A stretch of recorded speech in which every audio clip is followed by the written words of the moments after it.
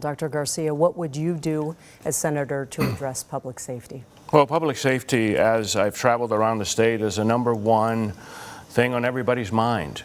You know, we all have children, and we want them to be safe when they're out there playing.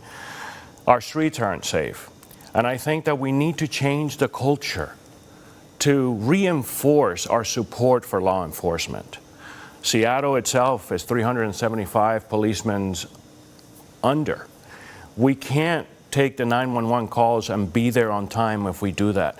Second, we need to revive the community relationship between law enforcement and businesses. When we had that, we knew who didn't belong in our streets. But most importantly, we need to start prosecuting small crime again.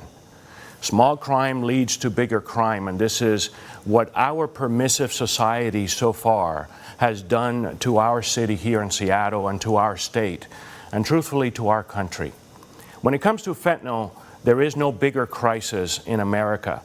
A human being is dying every 4 minutes and 40 seconds. I walked 185 miles from Toppenish Hospital to Seattle to bring awareness to this crisis and to honor everybody that has died for this senseless death. That's why I'm proposing the Americans Against Fentanyl Act, which will give manslaughter charges to drug dealers and put them in prison, and give involuntary mandatory rehab to addicts. I could tell you as a physician that their brains is telling them to lie, cheat, and steal to get that next fix, and we need to take them out of that environment. Thank you, Dr. Garcia.